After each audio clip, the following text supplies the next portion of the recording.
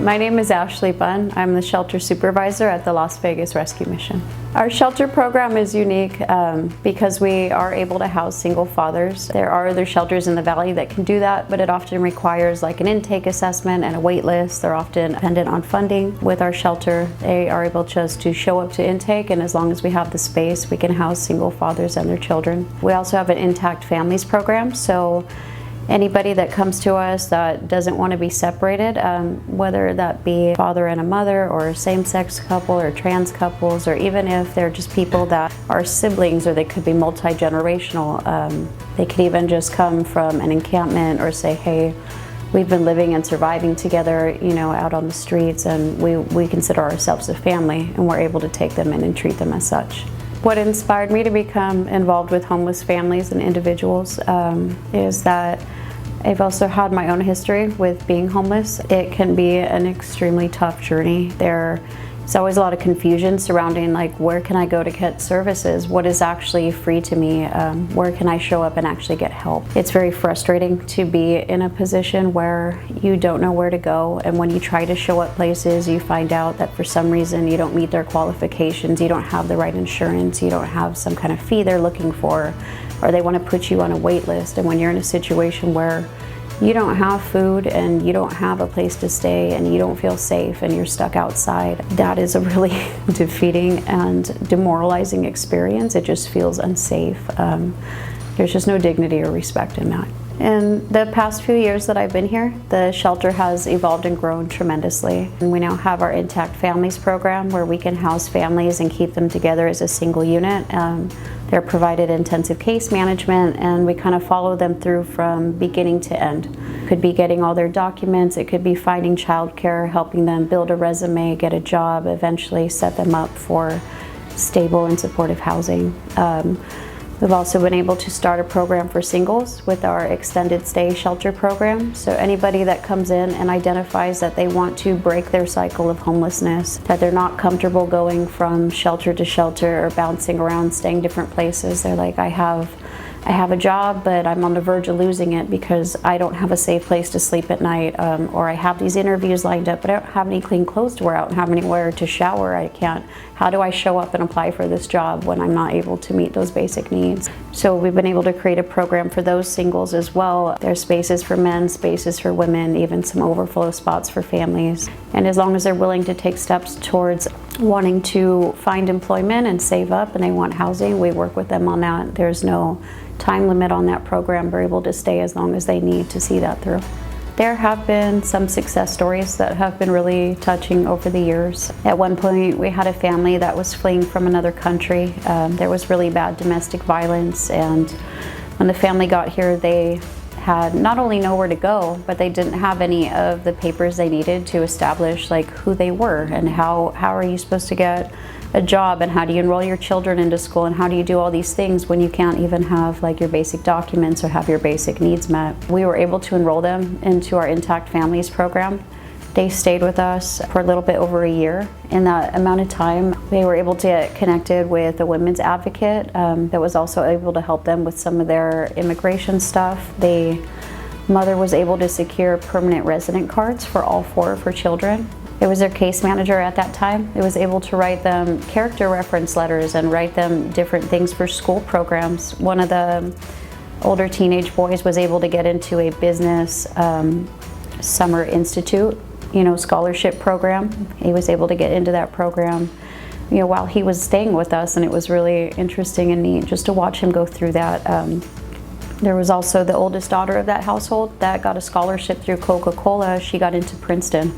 She got into an Ivy League college while living in a shelter, and there was just something really empowering and special about that story. And just to see all of those children thrive while living here at the shelter, and also taking time to give back. They offered to tutor other children while they were here, and it was just really special to watch that process happen. So we did have a gentleman that came in. He stayed with us a very long time.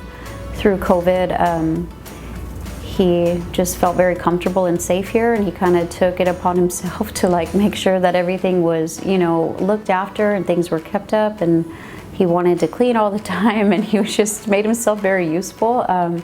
He just earned a soft spot with so many of us here. He stayed for a very long time, and we tried to help him through a lot of that process, and he was able to get a job, and he started going out, and he was saving money, and he opened a bank account, and all these things he'd never done before. And at that time, that's what success was for him, and he left us in really good shape. You know, he returned later on, and things had changed for him. He had different circumstances, and at that time he identified that he actually had some substance use issues he wanted to work on that we were never aware of initially. And it was really beautiful just to see that level of awareness in him when he had felt safe here previously, and he returned and he's like, you know what, I want to try the recovery program this time around. And he was brought into that program, and you know, he ended up finding additional success there in a whole different way. And that was really neat to watch.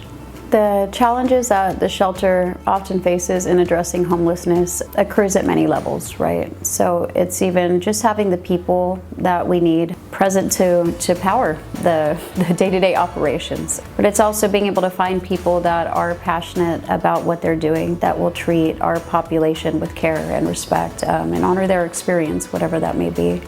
Obviously, time, resources, manpower, those things are always challenges, you know, in just trying to make sure that we have the funding necessary to bring in that extra programming, the funding to hire on extra staff, the funding to, you know, make sure the facilities are kept up and that, you know, people are living in an environment where, you know, things are nice. It can be challenging because a lot of the people that we encounter have been through a lot of trauma. You know, some come from domestic violence, some have been living on the streets a very long time. It can be a difficult adjustment to then coming and being indoors and getting used to being in a program where there are certain rules and there are protocols, and those things are in place to keep everybody safe. But when you've been in a place where you've not dealt with rules for a long time, that can be very challenging for some people.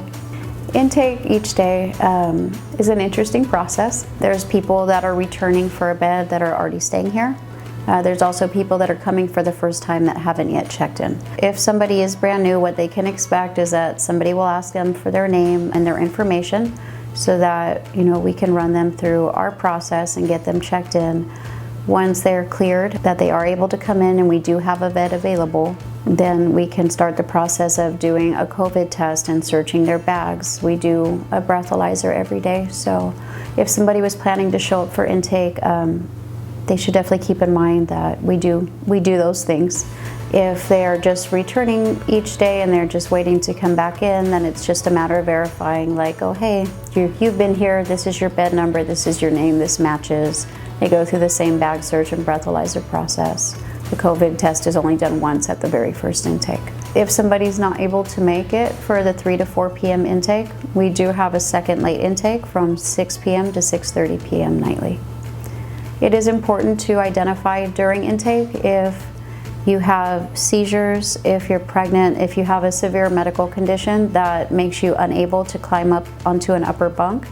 Sometimes we only have upper bunks available, but if you need a lower, please specify that when you initially come to intake.